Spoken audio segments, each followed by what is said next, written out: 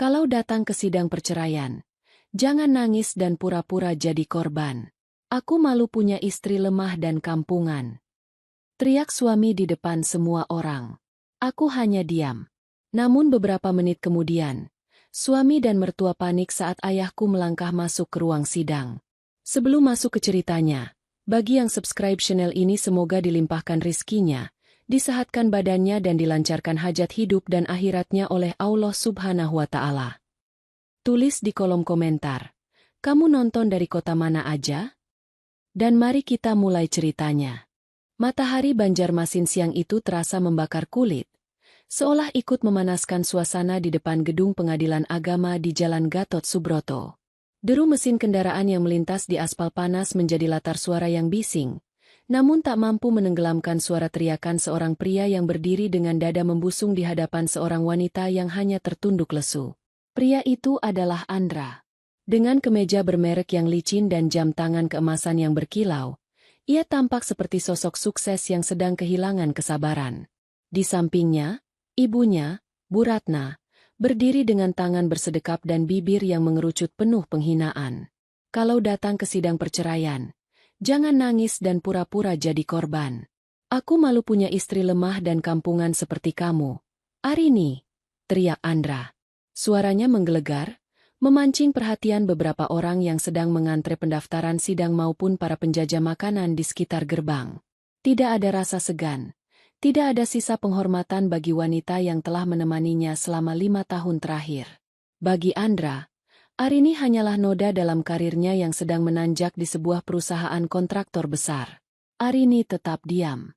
Jemarinya yang halus meremas ujung jilbab sederhananya yang berwarna coklat muda. Ia tidak membalas, bukan karena takut, melainkan karena tenggorokannya terasa tersumbat oleh kekecewaan yang sudah membatu. Ia memandangi ujung sepatunya yang sedikit berdebu, kontras dengan sepatu kulit mengkilap milik Andra yang dibeli dari uang tunjangan kinerja bulan lalu. Arini mengingat bagaimana ia selalu bangun sebelum subuh untuk menyiapkan sarapan, menyetrika kemeja yang sekarang dipakai suaminya itu dengan penuh ketelitian, hanya untuk berakhir dihina di depan umum seperti ini. Dengar itu, Arini, anakku ini orang terpandang di kantornya. Jangan sampai air mata buayamu itu membuat orang-orang mengira kami menindasmu. Timpal Bu Ratna dengan nada suara yang melengking tinggi. Kamu itu harusnya sadar diri. Kamu itu cuma gadis desa dari pelosok yang beruntung dipersunting Andra. Sejak awal, saya sudah bilang kalau seleramu itu rendah. Lihat pakaianmu, tidak ada modis-modisnya sama sekali. Benar-benar memalukan keluarga. Arini menarik napas panjang, mencoba menghirup udara Banjarmasin yang lembab dan gerah. Di dalam hatinya, ia menghitung detik demi detik penderitaan ini. Baginya, pernikahan ini sudah lama menjadi penjara bawah tanah yang gelap. Andra yang dahulu ia kenal sebagai pria santun saat melamarnya di sebuah desa kecil di pinggiran Martapura, kini telah berubah menjadi sosok yang asing, yang mabuk oleh jabatan dan pergaulan kelas atas kota besar. Andra merasa Arini tidak lagi pantas bersanding dengannya di acara-acara perusahaan hanya karena Arini lebih suka berkebun dan tidak mahir bersolek tebal layaknya istri-istri rekan sejawatnya. Konflik ini sebenarnya memuncak saat Andra terang-terangan membawa wanita lain ke rumah mereka. Seorang wanita yang menurutnya lebih berkelas dan setara. Saat Arini memprotes, jawaban yang ia terima bukanlah permohonan maaf, melainkan surat gugatan cerai dan tuduhan bahwa Arini adalah istri yang tidak kompeten. Andra bahkan mengancam akan mengambil semua harta yang mereka miliki, mengklaim bahwa semua itu adalah hasil keringatnya sendiri tanpa campur tangan Arini sedikitpun. Kenapa diam? Bisu? Bentak Andra lagi. Langkahnya mendekat hingga ujung sepatunya hampir menyentuh sepatu Arini. Ingat ya, setelah ketukan palu hakim nanti, jangan pernah tunjukkan wajahmu lagi di hadapanku. Aku akan memastikan kamu pulang ke kampungmu dengan tangan kosong. Kamu tidak punya apa-apa di sini. Kamu bukan siapa-siapa tanpa aku. Arini mendongak sedikit, menatap mata suaminya yang penuh dengan kilat kesombongan. Untuk pertama kalinya dalam perdebatan itu, ia memberikan sedikit senyuman tipis yang hampir tak terlihat. Sebuah senyuman yang mengandung arti mendalam. Namun Andra yang terlalu jemawa tidak mampu menangkap maknanya. Arini tahu betul apa yang ada di balik tas usang yang ia dekap erat. Ia tahu siapa dirinya sebenarnya. Dan ia tahu bahwa sebentar lagi, panggung sandiwara yang dibangun Andra akan runtuh berserakan. Ayo masuk, Andra. Jangan buang waktu bicara dengan wanita tidak berguna ini. Ajak Bu Ratna sambil menarik lengan putranya. Mereka berjalan masuk ke dalam gedung pengadilan dengan langkah yang angkuh, meninggalkan Arini yang masih berdiri mematung di bawah bayangan pohon pelindung. Arini memejamkan mata sejenak, membayangkan aliran sungai Martapura yang tenang namun menghanyutkan. Ia teringat pesan ayahnya melalui telepon semalam. Ayahnya, yang selama ini ia minta untuk tetap tinggal di desa agar tidak dicemooh oleh mertuanya, akhirnya kehilangan kesabaran mendengar perlakuan keluarga Andra. Arini telah sepakat bahwa hari ini adalah hari terakhir ia menjadi wanita lemah yang mereka hina. Ia akan membiarkan Andra menikmati rasa bangganya selama beberapa menit ke depan, sebelum realitas menghantam pria itu seperti banjir bandang yang tak terelakkan. Dengan langkah yang tenang dan teratur, Arini mulai berjalan mengikuti mereka masuk ke dalam ruang sidang. Ia tidak menangis. Tidak ada satu tetes air mata pun yang jatuh. Ia justru merasa bebas. Di dalam tasnya, sebuah telepon genggam bergetar. Sebuah pesan singkat masuk dari nomor yang sangat ia kenal. Abah sudah sampai di parkiran. Tunggu sebentar lagi, Nak. Arini menyimpan kembali teleponnya. Ia duduk di kursi kayu panjang di ruang tunggu, terpisah beberapa meter dari Andra dan ibunya yang masih asyik membicarakan rencana masa depan mereka seolah-olah kemenangan sudah di tangan. Andra sesekali melirik Arini dengan tatapan jijik. Sementara Bu Ratna sibuk membenahi tatanan rambutnya di cermin kecil. Mereka tidak menyadari bahwa di luar sana, sebuah mobil hitam mewah dengan plat nomor istimewa baru saja berhenti tepat di depan lobi pengadilan, menarik perhatian setiap pasang mata yang melihatnya. Ingatan Arini melayang kembali ke 5 tahun yang lalu, ke sebuah sore yang tenang di tepian sungai Martapura, di mana hamparan pohon jingah memantulkan bayangan di air yang jernih. Saat itu, Andra datang sebagai seorang pria muda yang tampak rendah hati, seorang pengawas lapangan yang baru saja ditugaskan di proyek pengerasan jalan desa. Arini, yang kala itu sedang membantu mengelola kebun buah milik keluarga, terpikat oleh kesantunan Andra yang pandai mengambil hati ayahnya. Andra tidak terlihat seperti pria kota yang angkuh. Ia rajin beribadah di langgar desa dan selalu mencium tangan ayah Arini, Abah Haji Mansur, setiap kali bertamu. Arini itu permata. Nak Andra, jaga dia baik-baik kalau kamu memang serius. Pesan Abah Haji Mansur saat itu dengan suara serak yang berwibawa. Arini ingat betul bagaimana ia meminta ayahnya untuk tidak memamerkan kekayaan keluarga mereka. Ia ingin dicintai apa adanya. Bukan karena luasnya lahan kebun karet atau deretan alat berat yang dimiliki ayahnya di pedalaman. Ia ingin membangun rumah tangga yang mandiri, jauh dari bayang-bayang nama besar ayahnya yang disegani di seantero Kalimantan Selatan sebagai salah satu pengusaha bumi yang paling berpengaruh. Namun, setelah pernikahan itu terlaksana dan mereka pindah ke Banjarmasin, segalanya mulai berubah perlahan tapi pasti. Kota besar dan ambisi seolah menelan kepribadian Andra yang dulu Arini puja. Setahun pertama, Andra masih menjadi suami yang hangat. Namun, begitu karirnya menanjak dan ia mulai bergaul dengan kalangan atas di kantor pusat, Arini mulai dianggap sebagai beban. Arini yang lebih suka memasak di dapur daripada pergi ke salon kecantikan. Arini yang lebih memilih memakai daster batik buatan lokal daripada gaun impor, mulai menjadi sasaran kritik pedas. Kamu itu istri manajer. Arini, tolonglah sedikit berkelas. Teman-temanku bertanya, kenapa istriku penampilannya seperti pembantu? Ketus Andra suatu malam saat mereka baru pulang dari jamuan makan malam kantor. Arini hanya terdiam, hatinya perih. Ia tidak pernah meminta Andra membelikannya barang mewah, bahkan sebagian besar perabotan rumah mereka dibeli dari tabungan Arini sendiri yang ia kumpulkan dari hasil bagi hasil kebun di desa, yang selalu ia katakan sebagai uang kiriman ala kadarnya dari kampung. Kekecewaan Arini semakin memuncak ketika ibu mertuanya, Bu Ratna, pindah ke rumah mereka. Bu Ratna adalah sosok yang haus akan pengakuan sosial. Ia terus-menerus membandingkan Arini dengan menantu tetangganya yang seorang dokter atau pengusaha butik. Di mata Bu Ratna, Arini hanyalah gadis beruntung yang dipungut dari lumpur desa oleh putranya yang hebat. Setiap hari adalah siksaan mental bagi Arini. Ia dilarang berbicara banyak saat ada tamu, disuruh tinggal di dapur seolah-olah ia bukan nyonya rumah, dan puncaknya, semua perhiasan pemberian ayahnya diminta secara paksa oleh Bu Ratna dengan alasan, disimpan agar tidak hilang karena keteledoran orang kampung. Sabar, nak. Emas tetaplah emas walau terkubur dalam lumpur.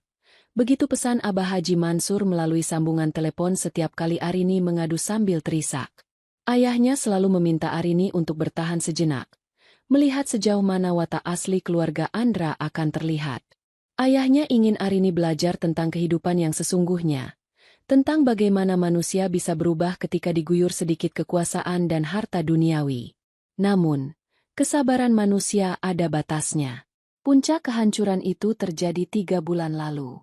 Andra pulang dengan aroma parfum wanita yang asing di kemejanya. Ketika Arini mencoba bertanya dengan baik-baik, Andra justru menghardiknya. Ia menuduh Arini tidak becus mengurus suami dan tidak bisa memberikan keturunan.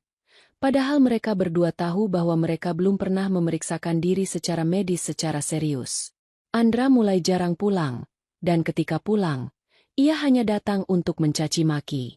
Puncaknya adalah saat Arini mendapati Andra sedang makan siang mesra di sebuah restoran mewah di kawasan Citraland bersama seorang wanita muda yang modis. Saat Arini menghampiri, bukannya merasa bersalah, Andra justru memperkenalkan wanita itu sebagai calon istri barunya yang lebih berlevel. Di depan wanita itu, Andra mengatakan bahwa Arini hanyalah masa lalu yang salah ia pilih karena rasa kasihan. Sejak hari itu, Arini berhenti menangis. Ia berhenti memohon. Ia menyadari bahwa berlian tidak seharusnya diletakkan di tempat sampah. Arini kemudian menghubungi ayahnya. Ia menceritakan segalanya tanpa ada yang ditutup-tutupi lagi. Ia menceritakan bagaimana mahar pernikahan yang dulu diberikan ayahnya, sebuah rumah di Banjarmasin yang diatasnamakan Andra agar suaminya tidak rendah diri, kini diakui sebagai harta pribadi Andra. Ia menceritakan bagaimana ia dihina sebagai wanita kampungan yang tidak punya harga diri. Mendengar itu, suara Abah Haji Mansur di telepon berubah dingin dan berat. Arini tahu, ketika ayahnya sudah bersuara seperti itu, maka badai besar akan segera datang. Kini, duduk di bangku kayu ruang sidang yang keras ini, Arini melihat Andra dan Bu Ratna yang sesekali berbisik sambil tertawa sinis ke arahnya. Mereka merasa telah memenangkan segalanya. Mereka merasa Arini adalah mangsa yang mudah untuk diterkam dan dibuang begitu saja. Arini menghela napas, menatap jam dinding di ruang tunggu. Waktu terus berjalan, dan sebentar lagi, tirai sandiwara ini akan segera disingkap. Ia bukan lagi Arini yang lemah dan penurut. Ia adalah putri tunggal sang penguasa tanah Kalimantan yang sedang menunggu saat yang tepat untuk mengambil kembali mahkotanya yang sempat terinjak. Pintu ruang sidang akhirnya terbuka lebar, diiringi suara petugas yang memanggil nomor urut perkara mereka. Udara di dalam ruangan itu terasa jauh lebih dingin karena pendingin ruangan yang dipasang maksimal. Namun suasana batin di dalamnya justru mendidih. Arini berjalan pelan, mengambil posisi di kursi penggugat, sementara Andra duduk di sisi kanan dengan dagu terangkat, didampingi seorang pengacara muda yang tampak ambisius. Bu Ratna, meski bukan pihak berperkara, tetap memaksa duduk di barisan kursi penonton paling depan, seolah ingin memastikan ia menyaksikan kehancuran menantunya secara langsung. Hakim ketua, seorang pria parubaya dengan kacamata yang bertengger di ujung hidung, mulai membuka persidangan. Suara ketukan palu yang bergema di ruangan itu seperti lonceng kematian bagi pernikahan mereka. Agenda hari ini adalah pembacaan gugatan dan tanggapan. Namun Andra tidak sabar untuk segera menghabisi karakter Arini di depan majelis hakim. Ia ingin Arini keluar dari ruang ini tanpa membawa sepeser pun harta, bahkan kalau bisa, dengan nama baik yang hancur total. Yang mulia, interupsi pengacara Andra dengan nada bicara yang dibuat sesopan mungkin namun tajam. Klien kami ingin menyampaikan bahwa perceraian ini mutlak terjadi karena ketidakmampuan tergugat, saudari Arini, dalam menjalankan kewajibannya sebagai istri. Tidak hanya itu, saudari Arini berasal dari latar belakang keluarga yang tidak jelas di pelosok, yang terus-menerus menjadi beban finansial bagi klien kami selama masa pernikahan. Arini memejamkan mata sejenak. Beban finansial? Hatinya berteriak. Dialah yang selama ini menambal kekurangan uang belanja ketika Andra memaksakan diri mencicil mobil mewah demi gengsi kantor. Dialah yang diam-diam membayar tagihan listrik rumah besar mereka menggunakan uang hasil panen karet dari ayahnya. Namun, di ruang sidang ini, semua fakta itu dipelintir seolah-olah Andra adalah malaikat penyelamat yang sedang membuang sampah. Betul, Yang Mulia, seru Andra tiba-tiba. Melanggar etika persidangan karena berbicara tanpa diminta. Dia ini wanita kampungan yang tidak tahu diri. Saya sudah mengangkat derajatnya, membawa dia tinggal di kota besar, tapi dia tetap saja kolot. Dia tidak bisa bersosialisasi dengan rekan bisnis saya, sering mempermalukan saya dengan cara bicaranya yang medok, dan bahkan dia berani menuntut harta gonogini atas rumah yang jelas-jelas saya beli dengan keringat saya sendiri. Hakim mengetuk palu sekali untuk menenangkan suasana. Saudara Andra, harap tenang dan bicara saat dipersilakan. Saudari Arini, apakah Anda memiliki tanggapan atas pernyataan suami Anda? Arini perlahan membuka matanya. Ia menatap hakim dengan pandangan yang jernih, tanpa ada getaran ketakutan. Saya hanya ingin keadilan, Yang Mulia. Rumah itu adalah mahar yang diberikan keluarga saya. Namun suratnya memang atas nama Andra karena saat itu saya ingin menjaga kehormatannya sebagai kepala keluarga. Saya tidak meminta lebih dari apa yang menjadi hak saya. Mendengar itu, tawa mengejek keluar dari mulut Bu Ratna di kursi penonton. Mahar dari keluargamu? Keluarga yang mana? Arini? Keluarga petani yang cuma punya gubuk di hutan itu? Jangan mengada-ada.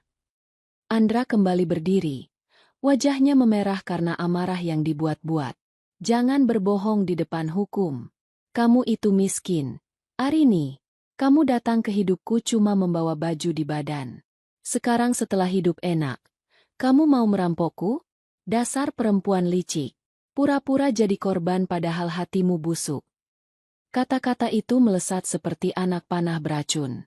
Andra menunjuk-nunjuk wajah Arini dengan telunjuknya, melupakan bahwa mereka sedang berada di hadapan wakil Tuhan. Ia terus menghujani Arini dengan hinaan tentang asal-usulnya, tentang desa tempat ia dibesarkan, dan tentang ayahnya yang ia sebut sebagai orang tua tak berpendidikan yang hanya tahu cara mencangkul. Ketegangan di ruang sidang mencapai puncaknya. Pengacara Andra tersenyum penuh kemenangan melihat Arini yang kembali terdiam. Mereka yakin diamnya Arini adalah tanda kekalahan. Tanda bahwa wanita itu tidak memiliki bukti atau dukungan untuk melawan. Di barisan belakang, beberapa pengunjung sidang mulai berbisik-bisik, memandang Arini dengan tatapan kasihan sekaligus curiga. Namun, di tengah hiruk-pikuk makian Andra, sebuah suara langkah kaki yang berat dan mantap terdengar dari lorong luar. Suara itu bukan sekadar langkah kaki biasa. Itu adalah langkah kaki yang membawa wibawa luar biasa, diiringi oleh denting tongkat kayu ulin berkepala perak yang mengetuk lantai pualam secara berirama. Arini melirik ke arah pintu. Ia tahu langkah itu. Ia tahu aroma tembakau mahal dan minyak wangi gaharu yang mulai menyeruak masuk ke dalam ruangan. Sudut bibir Arini terangkat sedikit. Waktu penghakiman yang sebenarnya telah tiba. Tepat saat Andra berteriak, "Kamu tidak punya siapa-siapa yang bisa membelamu di kota ini." Pintu ruang sidang terbuka dengan dentuman pelan namun tegas. Seorang pria tua dengan sasirangan sutra berwarna emas gelap dan kopiah hitam yang kokoh melangkah masuk. Di belakangnya, 4 pria berjas hitam dengan wajah kaku mengikuti layaknya pengawal pribadi. Seluruh ruangan mendadak sunyi. Hakim ketua bahkan sampai menegakkan posisi duduknya saat mengenali wajah pria tua yang baru saja masuk. Andra yang tadi berdiri berkacak pinggang, tiba-tiba mematung. Jantungnya berdegup kencang tanpa alasan yang jelas, sementara Bu Ratna mendadak pucat, seolah baru saja melihat hantu dari masa lalu yang sangat ia takuti. Pria tua itu berhenti tepat di tengah ruangan, menatap tajam ke arah Andra sebelum akhirnya beralih ke Arini dengan tatapan yang sangat lembut. Suasana di dalam ruang sidang yang tadinya bising oleh makian Andra mendadak senyap, seolah oksigen di ruangan itu baru saja tersedot habis. Pria tua yang melangkah masuk itu bukan sekadar orang asing. Kehadirannya membawa aura kekuasaan yang begitu pekat hingga membuat bulu kuduk para pengunjung merinding. Ia adalah Abah Haji Mansur. Di tanah Kalimantan Selatan, nama itu bukan sekadar nama, melainkan simbol dari gurita bisnis tambang batubara dan perkebunan kelapa sawit yang membentang dari tanah laut hingga ke hulu sungai. Andra mematung. Telunjuknya yang tadi menunjuk hidung Arini perlahan turun. Gemetar. Ia mengenali wajah itu. Tentu saja. Namun, ingatannya tentang pria ini adalah sosok tua sederhana dengan sarung lusuh yang duduk di teras rumah kayu di pelosok desa. Bukan pria berwibawa dengan kemeja sasirangan sutra mahal dan kawalan pria berjas hitam yang tampak seperti karang kokoh. Siapa yang kamu sebut tidak punya siapa-siapa di kota ini? Nak Andra. Suara Abah Haji Mansur terdengar tenang, namun getarannya memenuhi setiap sudut ruangan, jauh lebih berwibawa daripada ketukan palu hakim. Bu Ratna, yang tadinya duduk dengan dagu terangkat, kini merosot di kursinya. Wajahnya yang penuh bedak tebal berubah pucat pasi, seperti kertas yang diremas.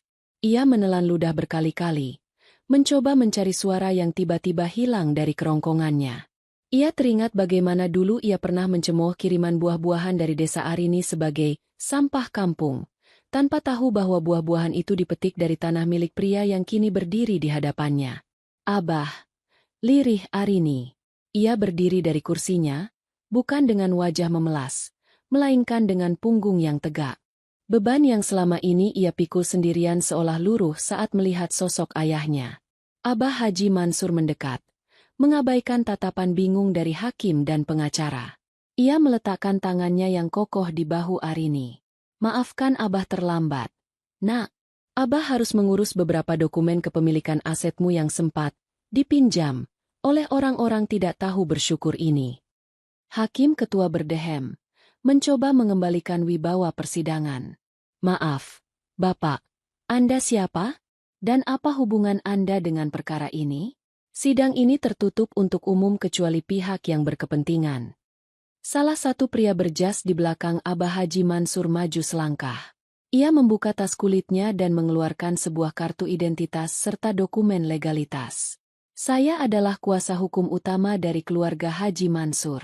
Klien kami adalah ayah kandung dari penggugat, Saudari Arini. Kami datang untuk menyerahkan bukti tambahan terkait kepemilikan aset yang diklaim secara sepihak oleh saudara tergugat. Andra tergagap. Keringat dingin mulai membasahi dahi dan lehernya. Tunggu dulu. Ini pasti salah paham. Ayah Arini itu cuma petani biasa di desa. Ini pasti sandiwara, teriaknya, mencoba meyakinkan diri sendiri meskipun lututnya sudah lemas. Abah Haji Mansur tertawa pendek, suara tawa yang kering dan tajam. Petani? Benar. Aku memang petani. Aku menanam modal di tanah ini, dan aku memanen hasilnya. Termasuk perusahaan kontraktor tempatmu bekerja. Andra, apa kamu tidak pernah membaca siapa pemegang saham mayoritas di Dewan Komisaris Pusat? Mendengar itu, Andra merasa dunia di bawah kakinya runtuh. Jantungnya berdegup kencang hingga telinganya berdenging. Perusahaan tempat ia bekerja, tempat ia membanggakan jabatannya sebagai manajer, adalah milik ayah mertuanya sendiri?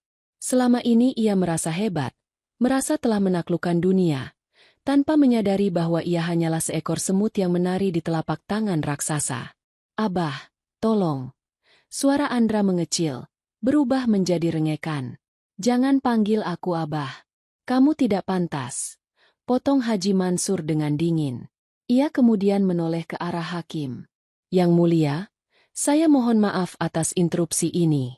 Namun, saya tidak bisa membiarkan putri saya dihina sebagai wanita kampungan oleh pria yang bahkan tidak tahu cara mengikat tali sepatunya sendiri jika bukan karena fasilitas yang putri saya berikan. Arini menatap suaminya dengan pandangan datar. Tidak ada lagi rasa cinta. Yang tersisa hanyalah rasa mual melihat betapa cepatnya nyali pria itu menciut.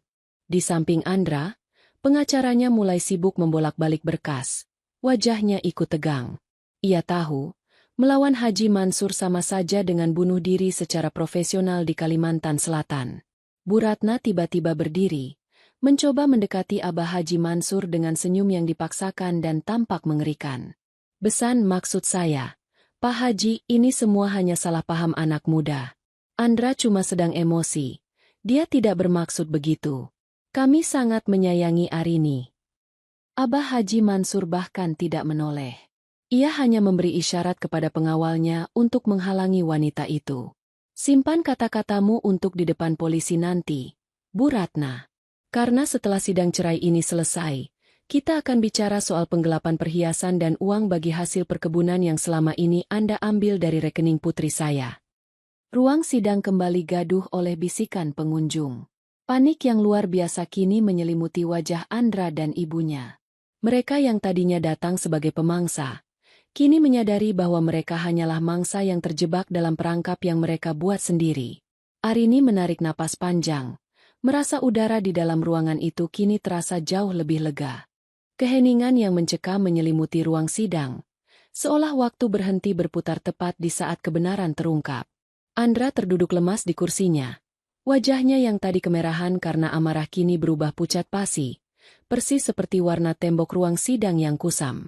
Keringat dingin mengucur deras dari pelipisnya, membasahi kerah kemeja mahalnya yang kini terasa mencekik leher. Ia menatap nanar ke arah Abah Haji Mansur, lalu beralih ke Arini yang berdiri dengan tenang di samping raksasa industri Kalimantan Selatan itu. Jadi selama ini, suara Andra tercekat di tenggorokan. Hanya berupa bisikan parau yang nyaris tak terdengar. Ia teringat bagaimana ia sering membanggakan jabatannya di depan Arini, menceritakan betapa hebatnya ia bisa naik pangkat dengan cepat di PT Borneo Persada Konstruksi. Ia tidak pernah menyangka bahwa pemilik saham mayoritas perusahaan itu, sosok misterius yang namanya hanya tertulis sebagai Haji Mansur di dokumen legalitas kantor, adalah mertua yang selalu ia hina sebagai orang kampung. Bu Ratna tak kalah hancur. Wanita yang tadinya begitu vokal itu kini menutup mulutnya dengan tangan yang gemetar hebat. Tas bermerek hasil pemberian, uang bulanan, dari Arini, yang selalu ia klaim sebagai hasil kerja keras putranya, terjatuh ke lantai tanpa ia sadari. Ia teringat betapa seringnya ia memaki Arini di depan tetangga, menyebut menantunya itu sebagai parasit yang hanya menumpang hidup pada Andra. Kenyataan bahwa dialah yang sebenarnya parasit di atas kekayaan keluarga Arini terasa seperti tamparan keras yang merontokkan harga dirinya yang semu. Kenapa, Andra? Kamu terkejut? Arini akhirnya bersuara. Suaranya tidak lagi bergetar oleh kesedihan, melainkan dingin dan setajam silet. Kamu bilang aku kampungan. Kamu bilang aku tidak level denganmu. Tapi tahukah kamu? Semua fasilitas yang kamu nikmati, mulai dari mobil yang kamu kendarai hingga kenaikan jabatanmu yang kilat itu, adalah hasil dari pengawasan diam-diam ayahku. Dia ingin melihat apakah kamu benar-benar pria yang tulus, atau hanya serigala berbulu domba. Arini, sayang dengar dulu, Mas bisa jelaskan. Andra mencoba berdiri, kakinya goyah. Ia mencoba meraih tangan Arini, namun salah satu pengawal Abah Haji Mansur segera menghalangi langkahnya dengan tatapan mata yang mengancam. Ini semua karena tekanan pekerjaan. Mas tidak bermaksud menghinamu. Mas mencintaimu. Arini, kita bisa perbaiki ini, kan? Abah Haji Mansur mendengus kasar. Suara dengusannya menggema di ruangan yang sunyi itu. Cinta? Setelah kamu membawa wanita lain dan menghina putriku di depan umum? Setelah kamu mencoba merampas mahar yang aku berikan padanya? Jangan pernah sebut kata cinta di hadapanku. Anak muda, kamu tidak lebih dari seorang pengecut yang mabuk oleh bayangan kekuasaan yang bahkan bukan milikmu. Hakim ketua yang sedari tadi hanya menyimak, kini kembali mengetuk palu. Harap tenang, saudara tergugat. Apakah Anda masih keberatan dengan tuntutan Gonogini dari saudari penggugat? Pengacara Andra, yang tampaknya lebih cerdas daripada kliennya, segera berbisik dengan panik ke telinga Andra. Pak Andra, kalau kita melawan sekarang, kita akan habis. Ayahnya punya bukti kepemilikan aset. Jika mereka menuntut balik soal penggelapan, Anda bisa berakhir di penjara Teluk Dalam. Lebih baik kita mengalah di sini. Andra menatap pengacaranya dengan tatapan kosong, lalu kembali menatap Arini. Ia melihat wanita itu seolah-olah baru pertama kali melihatnya. Arini yang dulu ia anggap lemah, kini berdiri dengan wibawa seorang ratu.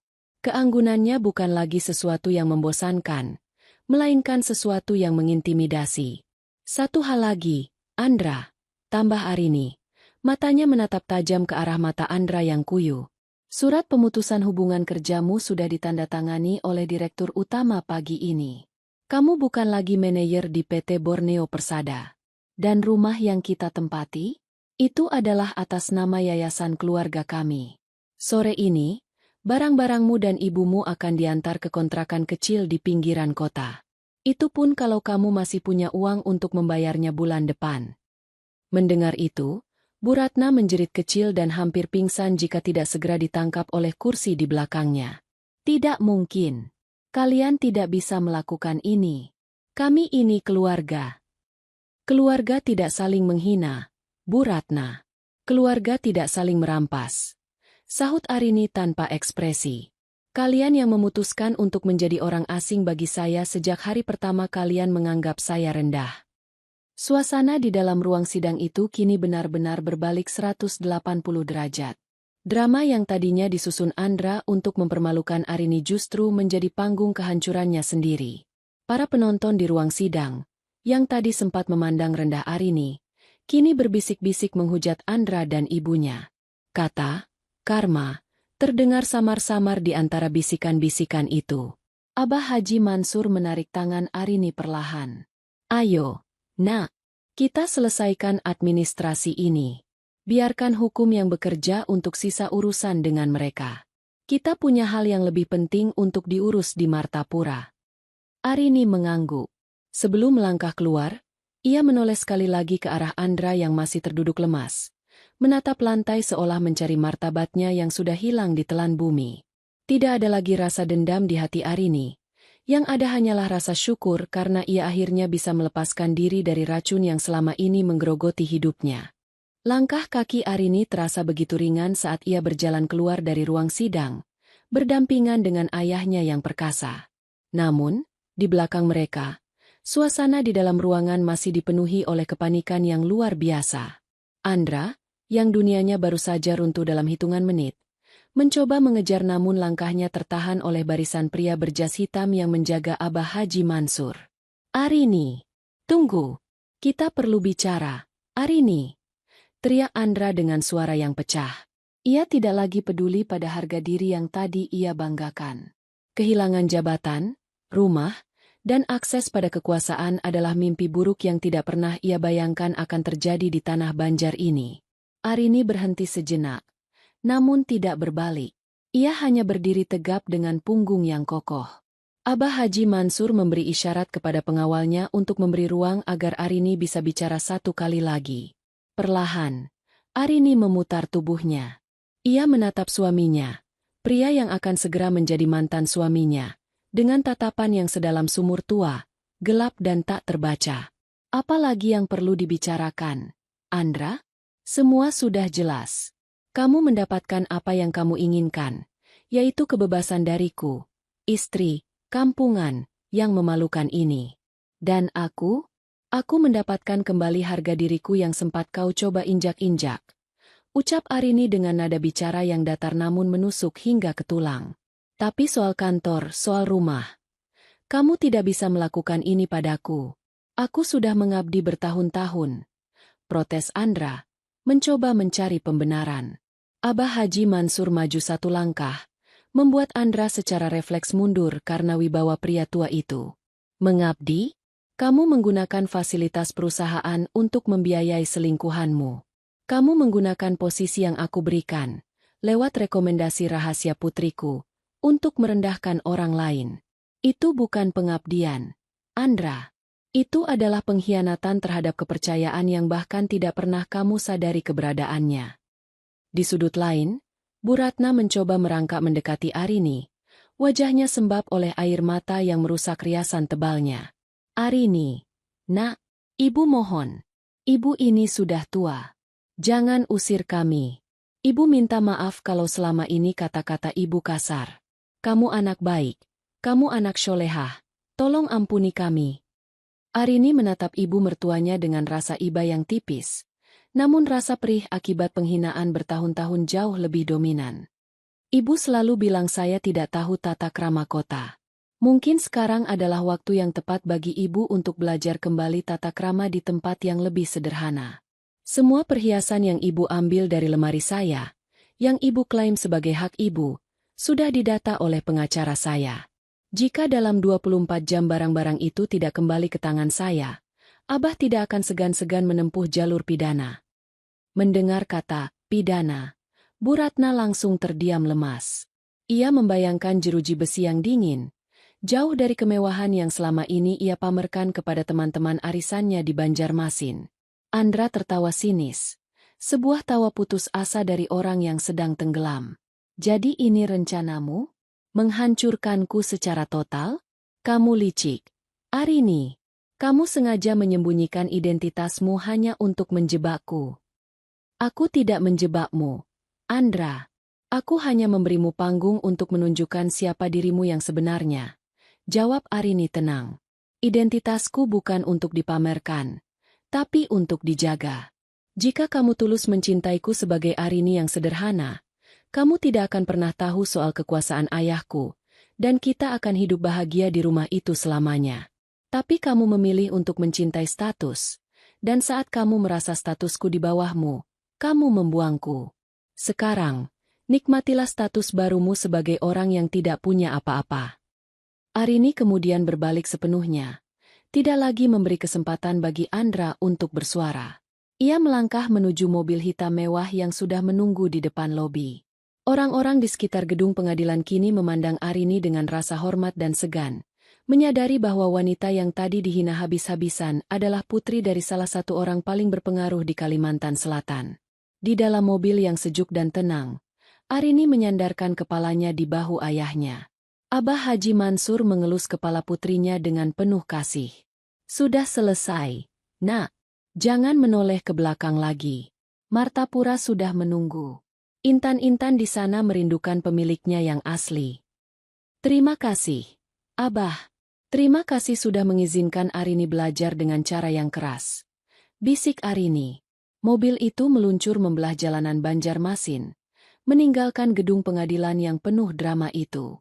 Namun, perjuangan Arini belum sepenuhnya usai. Masih ada sisa-sisa kehancuran yang harus ia bereskan, dan ada sebuah tahta bisnis keluarga yang kini harus ia pimpin dengan tangan dinginnya sendiri. Ia telah menanggalkan jilbab sederhananya yang penuh debu penghinaan, dan bersiap mengenakan kembali mahkota yang selama ini ia sembunyikan di balik kerendah hatiannya.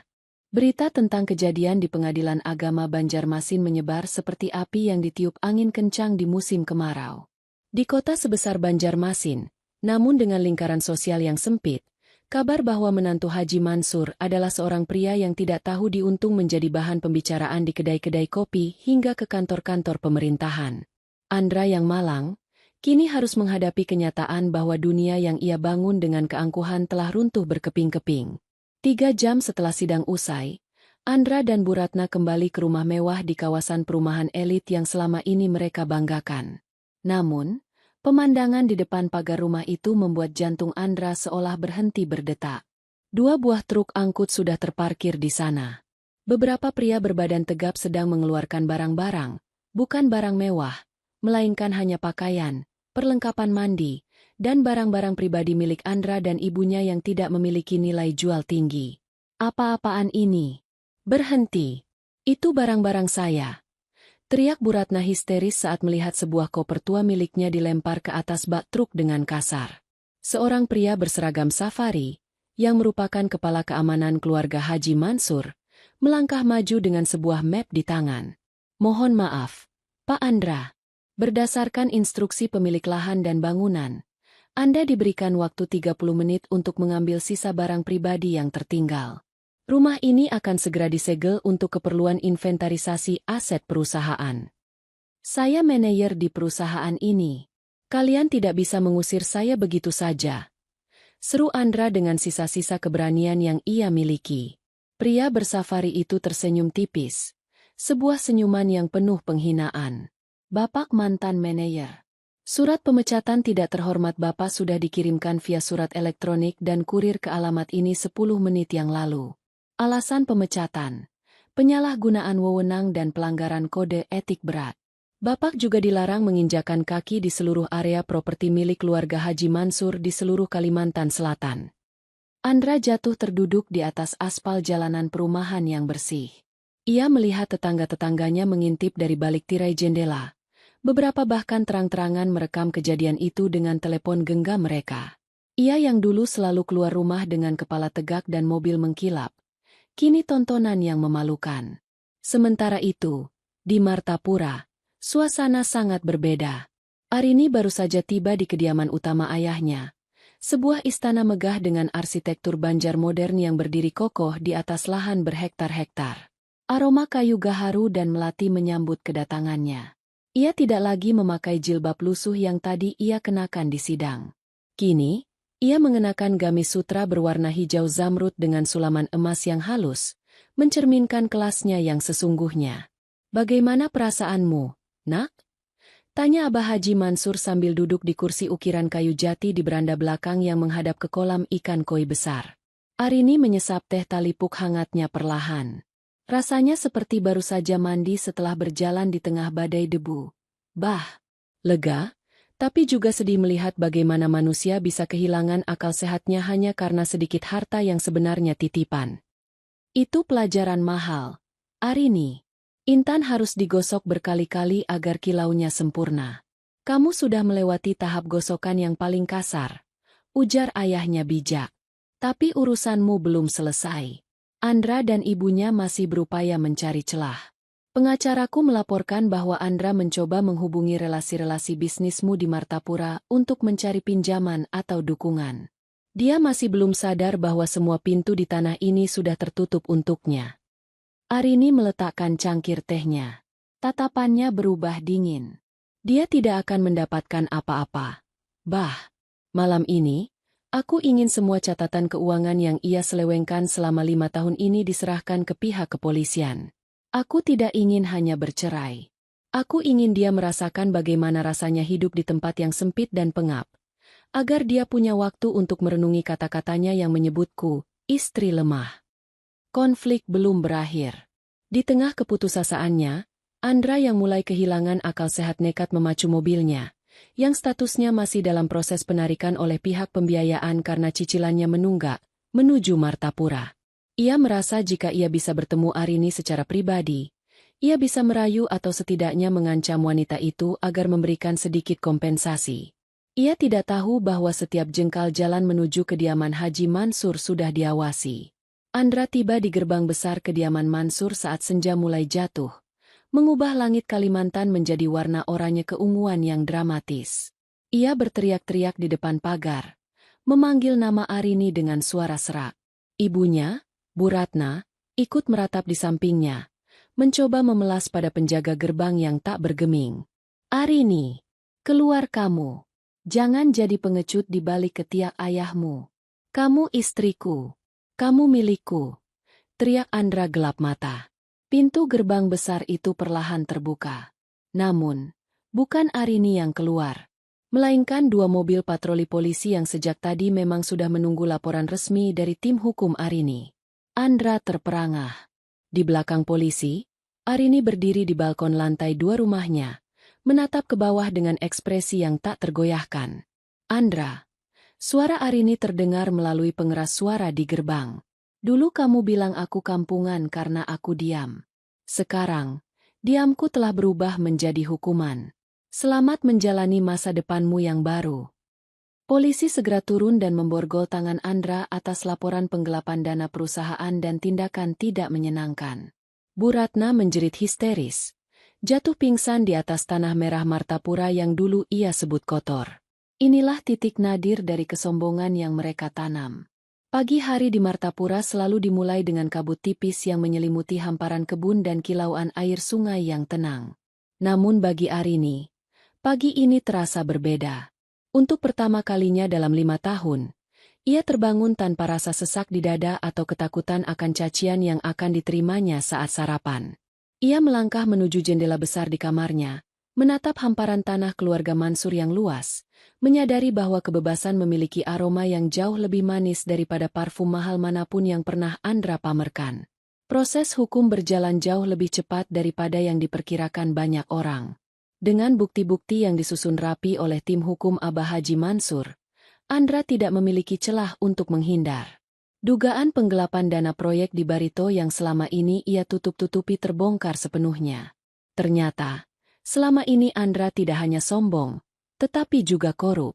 Ia menggunakan uang perusahaan untuk membiayai gaya hidup mewahnya di Banjarmasin dan membelikan apartemen untuk wanita simpanannya.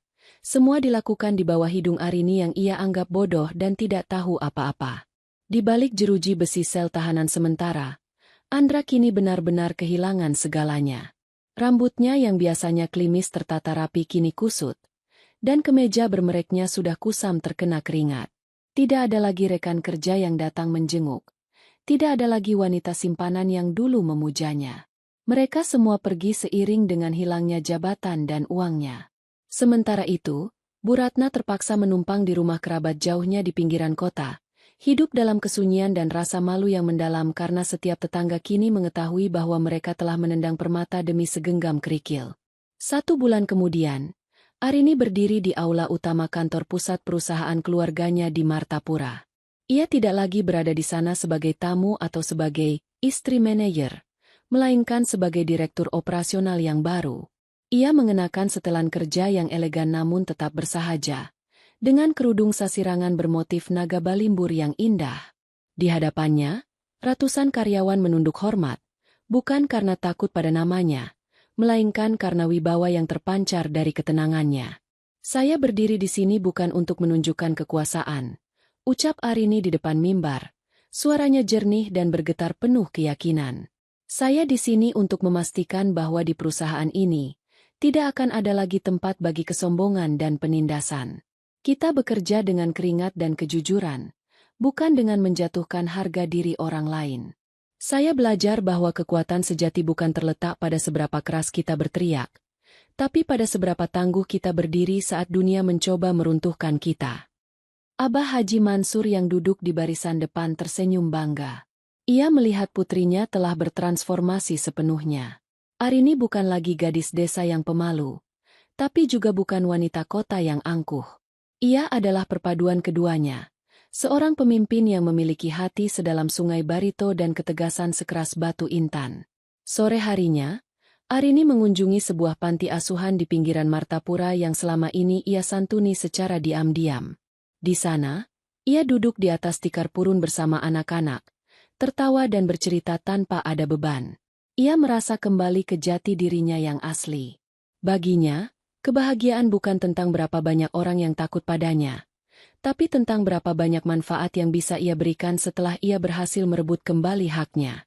Saat matahari mulai terbenam di ufuk barat, membiaskan cahaya keemasan di atas permukaan air, Arini mengeluarkan sebuah surat dari tasnya. Itu adalah salinan putusan cerai resmi dari pengadilan. Ia merobek surat itu menjadi potongan-potongan kecil dan membiarkannya terbang terbawa angin sore. Bersama dengan kertas-kertas itu, terbang pula seluruh kenangan pahit, hinaan, dan air mata yang pernah menyiksa batinnya. Arini berjalan kembali menuju mobilnya, di mana ayahnya sudah menunggu dengan senyum hangat. Ia tahu perjalanan ke depan tidak akan selalu mudah. Mengelola kekaisaran bisnis keluarga di tanah Kalimantan memerlukan ketangguhan mental yang luar biasa. Namun, ia tidak lagi takut. Ia telah membuktikan pada dirinya sendiri dan pada dunia bahwa seorang wanita yang dianggap kampungan dan lemah bisa menghancurkan kesombongan hanya dengan sebuah diam yang bermartabat. Kini, di bawah langit Martapura yang bertabur bintang, Arini Mansur telah pulang. Bukan sebagai korban, bukan pula sebagai pengemis cinta, melainkan sebagai penguasa atas hidupnya sendiri. Sang putri telah kembali ke tahtanya, dan kali ini, tidak akan ada seorang pun yang berani mencoba merebut mahkotanya lagi. Tamat, Gi. Tamat, Gi. Tamat, Gi. Tamat.